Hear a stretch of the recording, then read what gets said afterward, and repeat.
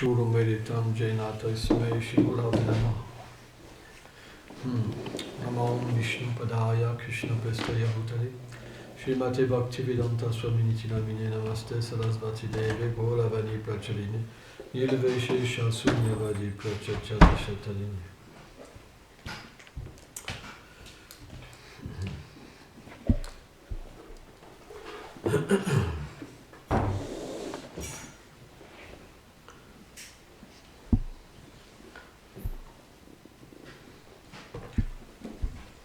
Est-ce que tu veux un autre volume pour vous dire?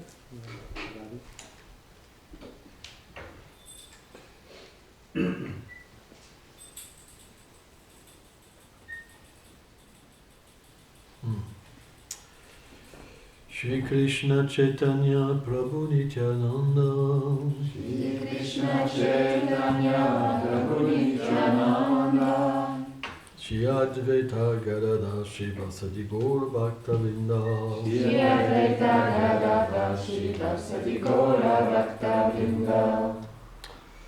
Donc on va lire un verset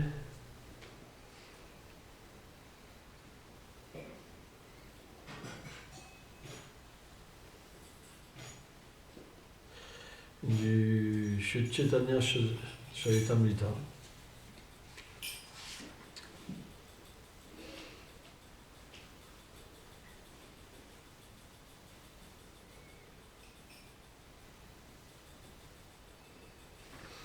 Ok. Brahma Samitam Kanimritam Dviputipanam Dvipushtakalanam Helam Uttamajanina. Shri Chaitanya Mahaprabhu trouva deux autres livres, la Brahma Samhita et le Krishna Karnamrita.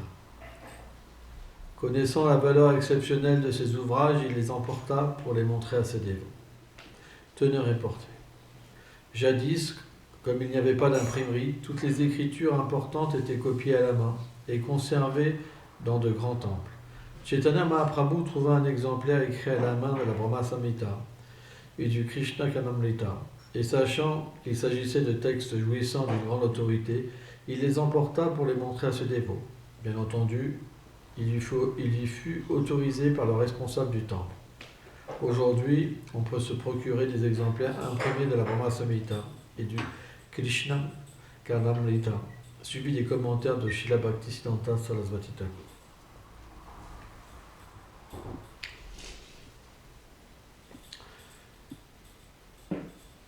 Le Seigneur suprême, quand il vient dans ce monde, il vient d'une manière externe et d'une manière interne. Externe, c'est pour montrer un exemple. Pourquoi ? Parce que personne ne peut servir le Seigneur suprême mieux que lui-même. Parce que le Seigneur est infini. Donc quand il vient dans ce monde, c'est pour montrer l'étiquette parfaite. Si vous voulez savoir ce qu'est un Vaishnava, vous étudiez la vie de Chaitanya Mahaprabhu.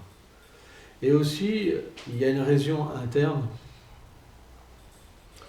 c'est que le Seigneur, en fait, vient pour des raisons très particulières. Et une des raisons, c'est de s'immerger dans des doux sentiments d'amour. C'est pourquoi que la raison d'être du Gaudiya Vaishnavisme, c'est l'absorption.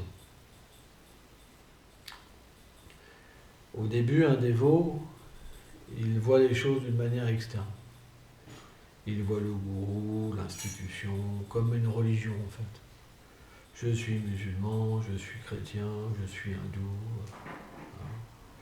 Et naturellement, il y a une identification avec le corps. Mais le cœur n'a pas la possibilité d'exprimer sa réalité. C'est simplement un maquillage. Un jour, quelqu'un peut être un Vaishnava et le lendemain faire n'importe quoi ou être autre chose, vous comprenez. En fait, le mot Vaishnava, ça signifie bien plus. Ça signifie quelque chose qui est éternel, quelque chose qui est constant, quelque chose qu'on a retrouvé. Quand toutes les couches de la matière s'en vont et que le Seigneur apparaît et que l'identité de l'âme apparaît, c'est ce qu'on appelle un Vaishnava. Tant que quelqu'un n'est pas situé sur cette plateforme, il n'est pas encore un Vaishnava. il est un religieux.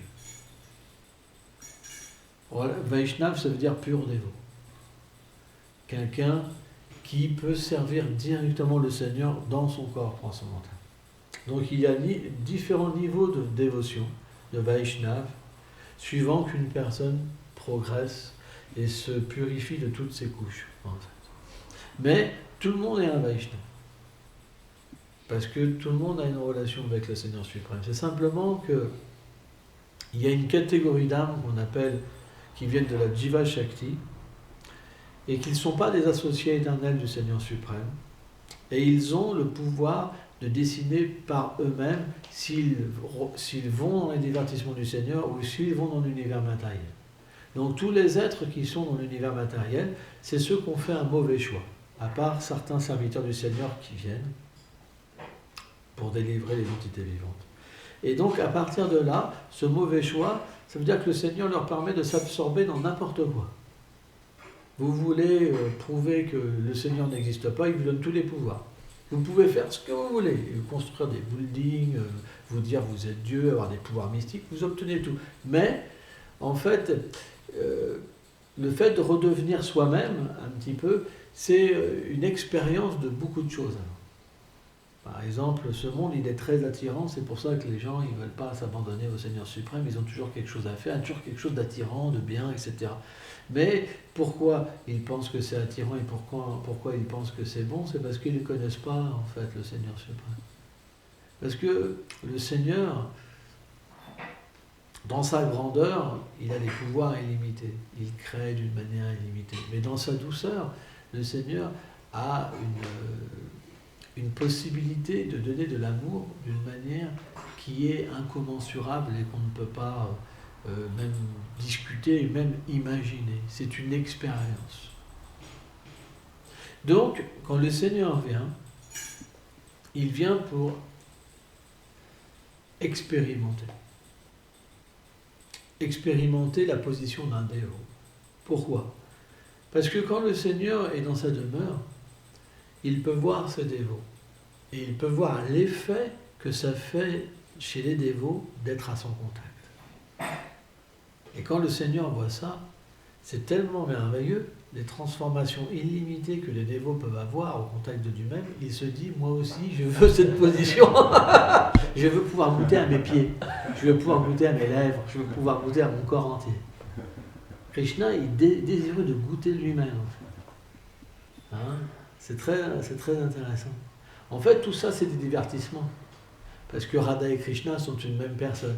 Mais dans ce divertissement, le Seigneur désire lui-même se goûter. Donc il vient en tant que Chaitanya Mahaprabhu. Et cette forme est éternelle aussi. C'est ça qui est inconcevable. Et dans cette forme, il s'éprend en fait de lui-même, il se cherche lui-même et il donne le moyen aux êtres vivants de l'atteindre. Parce que c'est de cette manière-là qu'on doit rechercher Krishna. Et c'est ça qui est merveilleux. Et donc le Seigneur, il a aussi pris un soin particulier à rechercher certaines écritures. Pourquoi? Parce que les sentiments de ces dévots, c'est quelque chose véritablement qui peut faire que le Seigneur se donne à un autre dévot. Donc quand Brahma il a pu réaliser la position du Seigneur et réaliser la relation qui l'unit avec le Seigneur suprême, il a composé des prières. Et ces prières sont fameuses, très fameuses, parce qu'elles expliquent la position de Krishna clairement. Par rapport à Shiva, par rapport à Brahma, par rapport à la création, qu'il est Govinda, le Seigneur originel, l'origine de tout. Et cet écrit était très cher à Chaitanya Mahaprabhu, parce qu'il désirait que les êtres vivants connaissent sa propre position. Et aussi le Krishna Amrita, parce que dans cette humeur, Bilbam Mangal Thakur, dans l'humeur d'une gopi, a glorifié la beauté de Krishna. Donc comme le Seigneur était dans une position interne, en tant que Shrimati Radharani ou en tant qu'une Saki, parfois les humeurs changeaient un petit peu, hein, parfois en tant qu'une servante, d'une servante. Il y a eu beaucoup d'humeurs en Chaitanya Mahaprabhu. Mahaprabhu, par exemple, parfois il manifestait toutes ses formes en fait, à 8 bras, 4 bras, Vara, en tant qu'un sanglier, Nishinga. Il a manifesté toutes ses formes. Hein. Il y a des divertissements qui sont incroyables avec Chaitanya Mahaprabhu. C'est pas Sai Baba qui fait apparaître une pomme, hein, ça n'a rien à voir, c'est le Seigneur. Il a même manifesté Advaitacharya sa forme universelle. Quoi. Bah, c'est pas les tricheurs de l'âge de Kali, hein, attention. C'est pas... hein, même dans l'Atharva Veda, Chaitanya Mahaprabhu est prophétisé, hein, que le Seigneur lui-même vient dans l'âge de Kali, etc., pour répandre en fait, le mouvement de Sankirtan, l'origine de tous les univers, de tous les avatars, etc. Dès les premiers temps, en fait, le Seigneur Chaitanya Mahaprabhu était prophétisé. Et donc, le Seigneur nous a appris qu'à travers l'écoute de ces livres, à travers en fait l'écoute des divertissements en fait qui sont énoncés par la bouche de dévot, on pouvait atteindre la perfection de l'existence. Ça veut dire qu'il y a un état que écouter de la bouche des dévots, ça revient à entrer dans le monde transcendantal. Et c'est une expérience, en fait. C'est une expérience qui est unique. C'est pourquoi la chose la plus importante, et là je vois qu'Yamuna n'est pas là, par exemple, c'est d'écouter sur Krishna. C'est la chose la plus importante. Parce que les sentiments d'amour vont venir par l'écoute. Plus même que par la vue, ou que par le toucher. Parce que par la vue, quelque part, on va être limité à notre conscience. Donc si on est très avancé, quand on va regarder la déité, on va pouvoir avoir des émotions incommensurables, comme si on rencontrait directement Krishna. Un pur dévot, il a vraiment, cette expérience. Quand il va sur l'autel, il rencontre directement, en fait, Krishna. C'est quelque chose de pas physique, mais le corps transcendantal se manifeste, les émotions se manifestent, le Seigneur lui parle, il voit la scène, il offre l'arti, etc., comme s'il était personnellement présent dans le monde spirituel. C'est très puissant, aller sur l'autel. Mais ça, il faut avoir le cœur pur. Si vous êtes plein de concupiscence, vous pouvez même penser à la vie sexuelle sur l'autel, hein, ou à la colère, en vous disant « Ah, lui, il m'a manqué de respect ». Donc, il faut une conscience pour aller sur l'autel. Par contre, l'écoute, il y a une miséricorde spéciale dans l'écoute. Parce que dans l'écoute, vous avez le sentiment du dévot, en fait, qui entre dans vos oreilles. En fait, c'est expliqué par la lecture du Śrīmad Bhagavatam, ou Chitta Ashtamrita. En fait, le Seigneur entre dans l'oreille et apparaît dans le cœur d'un dévot. C'est d'expliquer que c'est la méthode la plus puissante. Krishna, même dans le Śrīmad Bhagavatam, c'est expliqué, il force une personne à l'accepter, rien que par l'écoute. C'est pourquoi l'écoute est la chose la plus importante. Si on veut progresser, on doit écouter. Écouter avec un cœur pur, avec un abandon total, avec une foi. Que le Seigneur entre dans mon cœur à travers l'écoute. Et là, l'expérience spirituelle viendra. On sera libéré de duplicité et on pourra expérimenter à travers l'écoute notre position. C'est ça la bhakti. La bhakti, c'est instantané. Si on est sincère, c'est instantané. Si on veut simplement vivre dans ce monde et être indépendant, il n'y a rien qui va se passer parce que le Seigneur, il ne force pas les êtres vivants. C'est expliqué qu'une des qualités du Seigneur, c'est le renoncement. Jamais il empiètre sur l'indépendance d'une personne. Jamais. Il laisse tout le monde complètement libre. Et c'est ça la beauté. Et on reconnaît un Vaishnava. Hein, c'est expliqué, par exemple, là en ce moment je travaille sur le 7e chant du Śrīmad Bhagavatam. Et Narada Muni explique que Prahlad avait tellement de qualités que c'était impossible de les énumérer. Mais pourquoi ? C'est parce que Prahlad était toujours absorbé en Krishna. C'est un éternel associé du Seigneur. Donc il était tellement absorbé en Krishna que naturellement, qu'est-ce qui se passe? Il était aussi bon que Krishna lui-même, parce que Krishna vivait à l'intérieur de lui-même, accomplissait ses divertissements en lui. Donc automatiquement, les qualités que Prahlad avait, elles n'étaient pas matérielles, elles étaient spirituelles. Or, tant que les qualités ne sont pas spirituelles, ce n'est pas vraiment des qualités. Parce que quand vous êtes matérialiste, par exemple, ignorant de votre réalité, les qualités que vous développez, c'est selon une fausse nature. Et elle vous triche vous-même, elle vous écarte de la vérité absolue et de votre lien éternel avec le Seigneur. La preuve, c'est qu'on peut s'enorgueillir. Ah, ça c'est à moi, ça c'est à moi, c'est à moi. Mais quand on obtient des qualités spirituelles, ces qualités nous permettent de voir le Seigneur suprême directement, d'aimer le Seigneur suprême directement, de le servir directement, de lui parler directement. Donc ces qualités, elles ne peuvent pas nous tricher. Vous comprenez ? On est obligé d'être sans fierté et d'être naturellement compassionné envers tous les êtres. Prahlad s'est expliqué qu'il était compassionné envers tous les êtres. Il ne faisait pas de discrimination envers telle ou telle personne. Pourquoi ?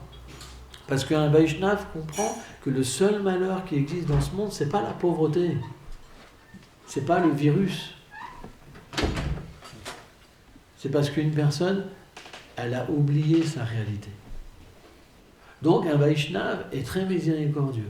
Il fait tous les plans pour qu'une personne puisse progresser. Et Chaitanya Mahaprabhu, en tant que le meilleur des Vaishnavas, qu'est-ce qu'il a fait? Il a recherché des livres particuliers pour que les dévots puissent progresser dans leur vie spirituelle.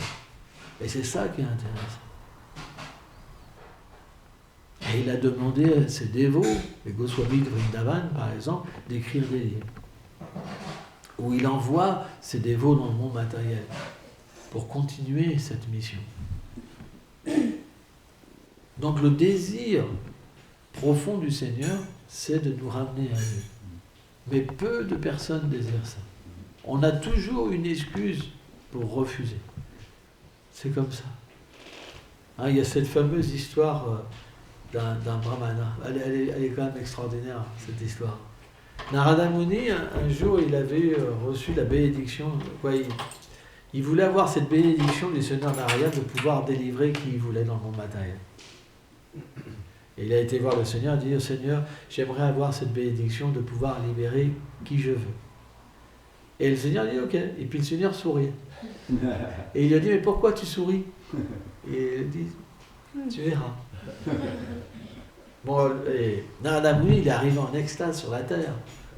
Donc un brahmana, c'est expliqué, c'est quelqu'un qui a toutes les qualités, qui cherche la vérité. Hein? Donc il s'est dit: c'est le parfait candidat. Donc il a été voir, il dit: oh, je reviens du Seigneur suprême, il m'a donné la miséricorde de pouvoir libérer qui je veux. Donc tu es le premier et je vais te ramener dans la demeure du Seigneur suprême, instantanément. Comme ça. Et là, le dévot, il a dit: oui, mais il y a un problème, c'est que là, tout de suite, hein, je suis marié, donc il faut que je m'occupe de ma femme, c'est le début du mariage, etc. Reviens dans un moment. Et puis Narada Muni revient, il dit: oui, mais là, le problème, c'est que non, elle est enceinte, il faut attendre que le bébé vienne, et après... Donc il est revenu, et après, à un moment, le brahmana, il s'est caché. Et il est tombé, et donc il a frappé, sa femme a ouvert, et dit: je viens chercher votre mari pour le ramener au monde spirituel. Et là, le mari, malheureusement, il se tue, poum. Et c'est expliqué qu'il renaît en tant qu'un chien. Et donc, Narada Muni, il a tous les pouvoirs mystiques, il peut parler à qui il veut. Donc il a été voir l'ancien brahmana sous la forme d'un chien, et il lui a fait: maintenant, dans la forme d'un chien, c'est une forme tellement basse, tu ne vas pas refuser de retourner au monde spirituel. Et qu'est-ce qu'a dit le chien? Il a regardé sa chienne, et dit: oui, mais il y a plein de petits chiots, etc. Donc on aura toujours une excuse. Vous comprenez? Et c'est ça le problème, c'est pour ça que ça dure longtemps. Baunam, Jamonte, Papa Dante, Vasudevam, Samaiti, Satmatma, Sodhu, là-bas. Ça prend beaucoup de temps, même pour un Gyani, même pour quelqu'un qui a le cœur pur, ça prend du temps. Parce que le désir, c'est ça qui va faire que Krishna va réciproquer avec nous. Il dit tellement Papa Dante. Le désir est la chose la plus importante. Et comment le désir change? Par la bonne association. Si on est associé avec des personnes qui ont le désir, pur, alors notre désir change. C'est juste une question d'association. C'est pour ça, la Madhvacharya expliquait que pour devenir un pur dévot, c'est très simple, il faut s'asseoir au milieu d'un Vaishnava, des Vaishnavas, et juste écouter. C'est pas compliqué. Donc on a besoin de nos deux oreilles. Hein? Bhaktisiddhanta, il disait, prêtez-moi simplement vos oreilles. Donc on doit écouter des dévots qui ont une qualification. Qu'est-ce que c'est cette qualification? Tadvidi Paripasana, ils ont vu le Seigneur suprême. Sans ça, c'est pas suffisant. Et pas à un petit niveau, à un haut niveau. C'est-à-dire qu'ils ont pu aller dans le monde transcendantal dans leur forme spirituelle.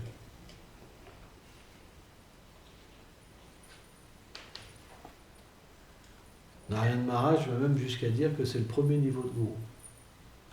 Avant, on ne devrait pas prendre des disciples, en fait. Voilà. Donc c'est très élevé. Parce que qu'est-ce qu'on peut donner?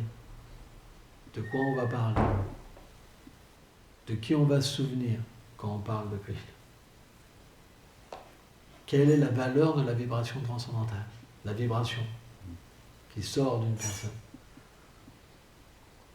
C'est pour ça que l'association avec des purs dévots, elle est recherchée. Elle est très rare et très bénéfique. C'est même dit qu'un seul instant avec un pur dévot, on peut atteindre toute perfection. Si ce n'est pas dans cette vie, c'est parti. En fait. Juste un instant. Parce que ça entre, le désir va entrer dans notre cœur. Parce que c'est tellement puissant, c'est tellement au-delà de toutes les sortes de philosophies. Parce que ça parle de l'amour. Personne parle du Seigneur suprême de cette manière. Personne. Qu'est-ce que les gens connaissent de Dieu? Il crée, il détruit, il maintient, il donne des punitions. On doit en avoir peur. Ou alors il va nous récompenser. C'est comme le Père Noël. On fait une petite liste. Alors, si tu es un bon seigneur, il me faut un frigo, une poêle, une cuillère. Allez voir les livres de prière, vous serez étonnés. C'est que ça du début à la fin. Moi, j'y ai été plusieurs fois, parce qu'une fois, j'ai vu que ça, j'ai essayé de trouver quelque chose, c'était que ça. Ma santé, mes petits-enfants, mes ceci, ça, du début à la fin. Donc j'ai fait plusieurs fois, c'était toujours la même chose. Je dis, mais c'est pas possible.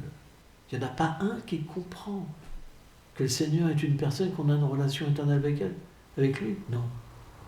Ils veulent juste des biens matériels. Ils sont inintéressés dans leur relation éternelle avec le Seigneur suprême. Il y en a d'autres, ils veulent juste la libération et la paix. Mais personne veut une relation d'amour. Donc, Chaitanya Mahaprabhu, il était préoccupé parce qu'il est le Seigneur suprême, il sait que ce monde se détériore. Ce monde, il y a toujours un début, un maintien et une fin. Donc même quand il vient donner la connaissance, à un moment, elle disparaît. Pourquoi elle disparaît? Parce qu'il désire revenir aussi. Sans ça, elle pourrait se maintenir parce que la connaissance n'est pas différente de lui. Donc il revient. Et il revient pourquoi aussi? Parce que dans chaque âge, les êtres ont une conscience différente. Un pouvoir différent d'absorber le Seigneur suprême et de se réaliser. Et dans l'âge de Kali, c'est un âge où les gens sont très faibles, ils ont un mental complètement instable. Les gens ont tellement peu de qualité. Au point que maintenant le yoga, c'est devenu juste de la gymnastique. Les gens font juste ça pour décompresser, mais le yoga, c'est fait pour réaliser le Seigneur suprême. C'est un âge déchu, tellement déchu. Les soi-disant maîtres de l'Inde qui sont venus, ils ont tout déformé, parce que ce n'est pas des maîtres, c'est des gens qui étaient intéressés par l'argent et les disciples, la plupart. C'est très rare les maîtres qui sont désintéressés complètement. La preuve, c'est qu'ils se font même adorer comme le Seigneur suprême, la plupart.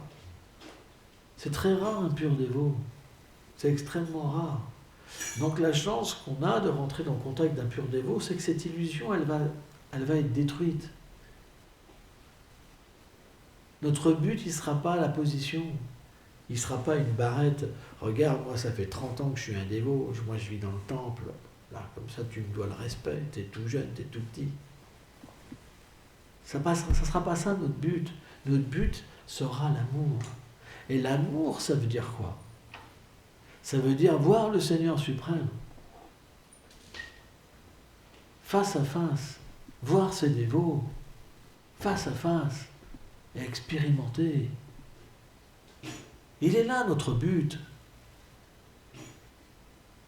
Tous les autres services sont simplement faits pour arriver à ce but-là. Mais notre premier service, c'est d'écouter. Si on délaisse l'écoute pour un autre service, c'est pas bon. Parce que c'est par l'écoute des Vaishnavas qu'on progresse. Celui-là qui délaisse l'écoute pour un autre service, c'est que ça, c'est pas bon. Il n'a pas compris l'importance d'écouter les Vaishnavas. Il est mal situé.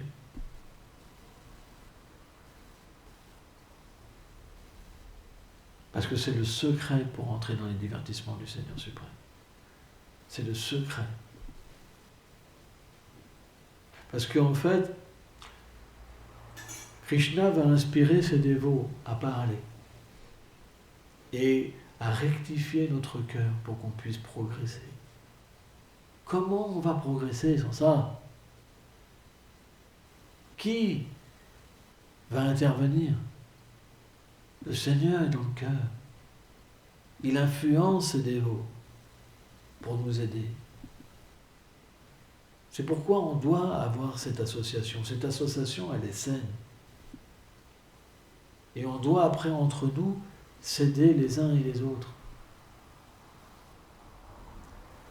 à progresser dans l'amour. C'est très important. Et aussi, aider de plus en plus de personnes à notre niveau. Déjà, à être des bons réceptacles, à être quelque chose de bon. On doit travailler sur nous-mêmes. On doit avoir une pratique. On doit progresser. On doit être introspectif. C'est important. On ne doit pas rester au même niveau.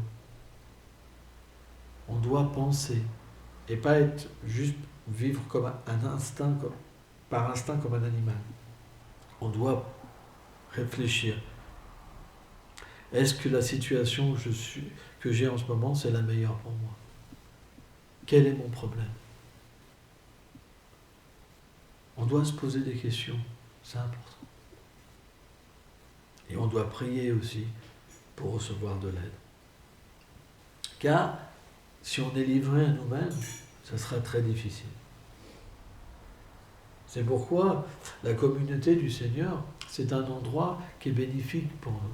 Même si des fois c'est difficile. Même si des fois on craque, on se met en colère, ou il y a telle chose et telle chose. C'est normal. S'il y a des impuretés encore dans le cœur, parfois ça va ressortir. Mais on a un moyen de les purifier. On a un moyen d'engager notre corps, notre pensée, notre parole, dans des activités purement spirituelles. Et de purifier le mental, le corps subtil, de toutes les impressions passées.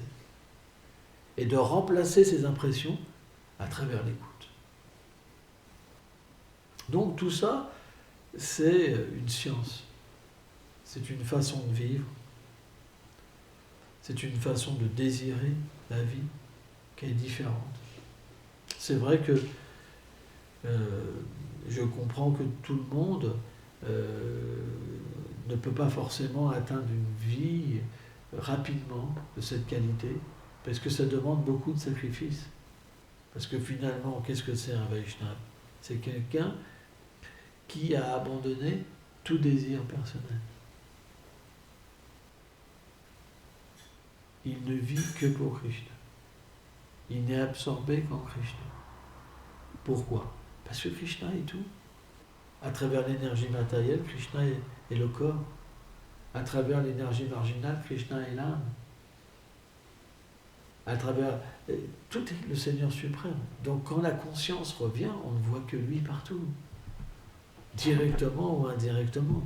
C'est simplement que la conscience est recouverte par les trois modes de la nature matérielle, l'ignorance, la passion et la vertu, qu'on voit autre chose que le Seigneur suprême.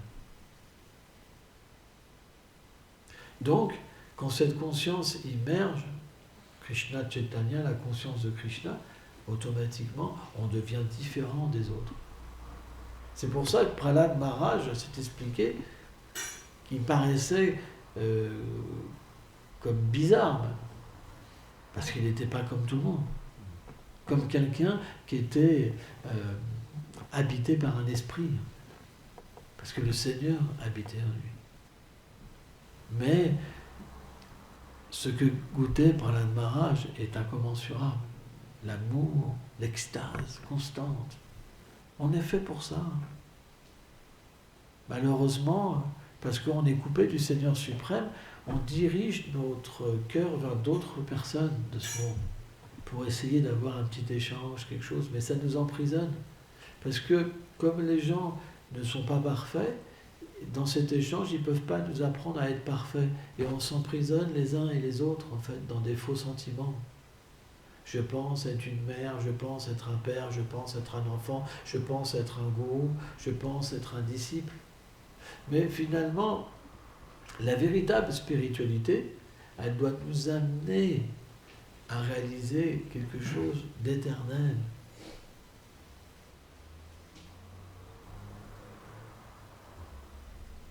Et dans l'éternité, il n'y a pas de conception matérielle. La conception est pure. Elle ne changera jamais. Elle est éternelle. Mais elle est toujours croissante et toujours nouvelle. C'est quelque chose qu'on ne peut pas comprendre.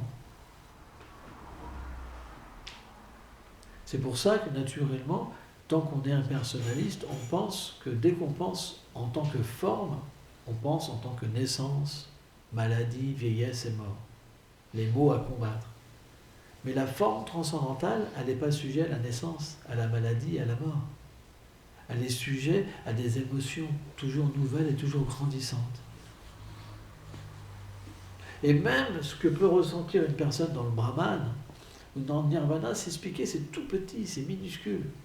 Parce que dans cette substance qu'est le Brahman, il n'y a que l'éternité qui est manifestée. Il n'y a même pas la connaissance, ni la félicité véritablement. Pourquoi ? Parce que la connaissance, ça veut dire la connaissance de notre lien avec le Seigneur. Ça veut dire pouvoir voir. Et la félicité, c'est pouvoir recevoir l'amour de Dieu et échanger. Le Brahman, c'est passif. C'est vrai. Si vous avez expérimenté le Brahman, vous pourrez comprendre que c'est quelque chose d'incommensurable, le Brahman. Si vous n'avez pas goûté l'amour de Dieu, c'est inconcevable. Vous avez l'impression de vous fondre dans l'amour. Mais celui qui expérimente Krishna, s'il expérimente le Brahman, c'est comme une punition. Vous vous rendez compte ? À ce point-là. C'est comme si Krishna le punissait. C'est comme une punition de nectar. C'est inconcevable. À ce point-là.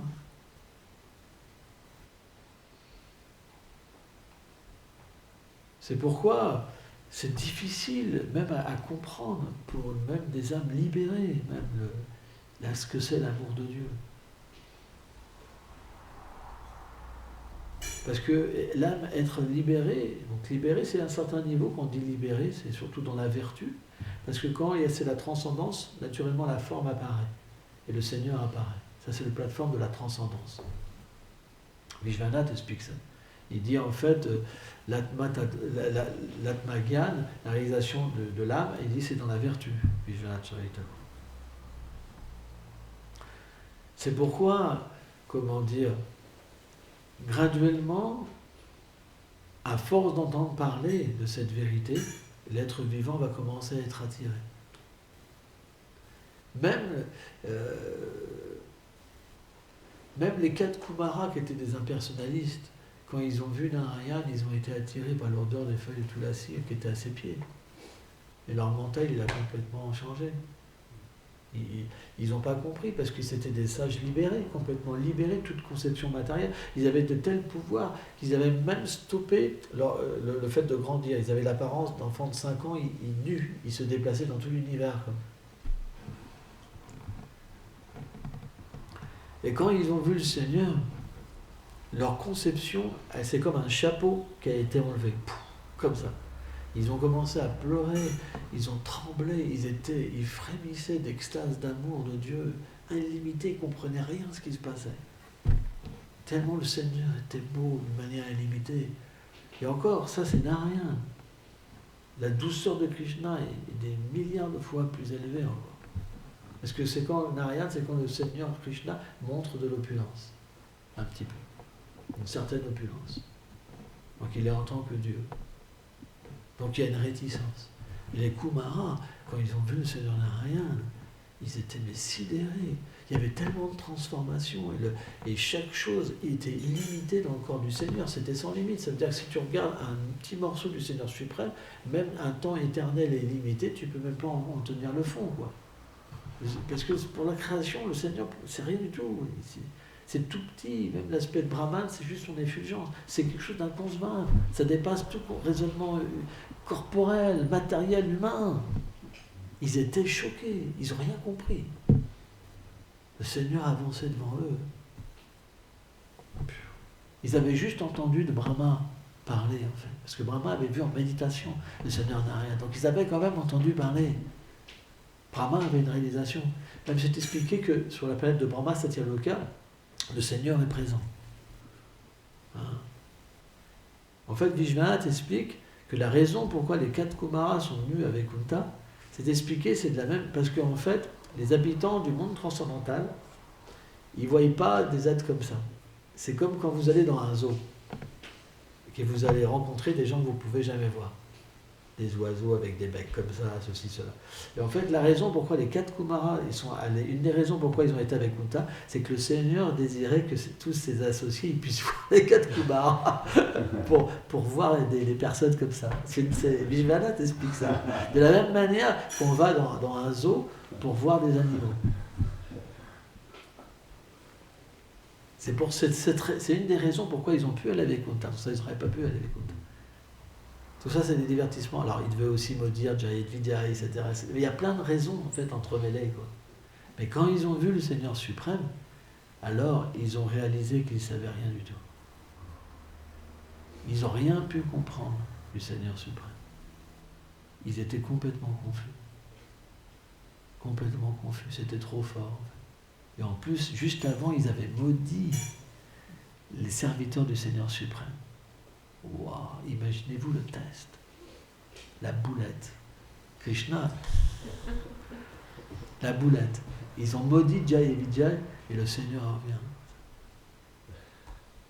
Il leur a dit, et le Seigneur était très humble, super humble, parce qu'il les reconnaissait comme des brahmanas.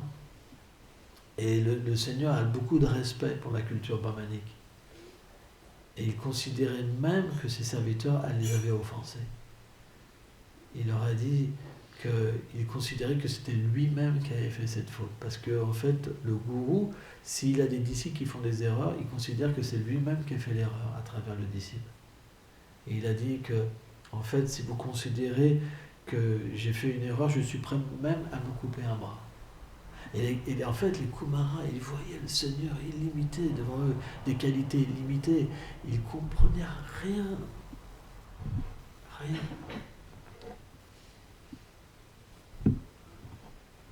Donc, au début, on ne comprend rien. On reçoit. C'est comme des vagues, Ruchi. On reçoit. On ne comprend pas vraiment, et puis on est complètement émerveillé. Waouh, c'est tellement extatique. Le chant. On commence même à avoir des grandes oreilles énormes. On commence vraiment à avoir des transformations, des choses énormes. Et puis il y a tellement de choses qui viennent, il y a tellement de goût. On est complètement absorbé dans l'amour comme ça. Mais graduellement, on va obtenir cette qualification. Graduellement, le désir va devenir de plus en plus puissant. Et on va pleurer pour pouvoir véritablement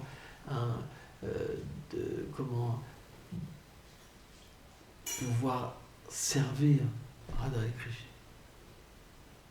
Et c'est simplement quand le désir devient intense que Krishna viendra, pas avant. Donc vous arrêtez pas à cette petite dévotion. Ça ne portera pas les fruits. Il faudra revenir sans ça. Faites attention. Soyez intense. Très intense. Quand vous chantez, il faut être intense. Quand vous adorez le Seigneur, il faut être intense. Dans toutes vos activités, il faut être intense. Aucune activité n'est matérielle pour un Vaishnava. Tout doit être une relation d'amour. Et pas justement à un moment où on se décontracte. Où on dort, parce qu'on est fatigué. Même le sommeil, ça doit être un service. Manger, on mange Krishna. On mange des sentiments spirituels. On ne se goinfre pas. Hein? Quand on mange, on ne discute pas de sujets matériels, de chiens, par exemple. C'est une offense. Le Seigneur est là devant vous. Essayez de prendre tous les moments pour sortir d'une mauvaise conscience. On est en contact avec quelque chose de tellement élevé. Et on doit en profiter au maximum. Je veux devenir un Vaishnava. C'est mon but dans cette vie. Je n'ai pas d'autre but. À quoi servent les autres buts? Dans votre prochaine vie, vous les aurez oubliés. Dans les autres vies, vous aviez des buts, des enfants, des ceci, des richesses. Ils sont où maintenant? Réfléchissez à ça, méditez là-dessus. Et engagez toutes les choses par amour pour Krishna. Et votre vie, elle deviendra sublime. Jai.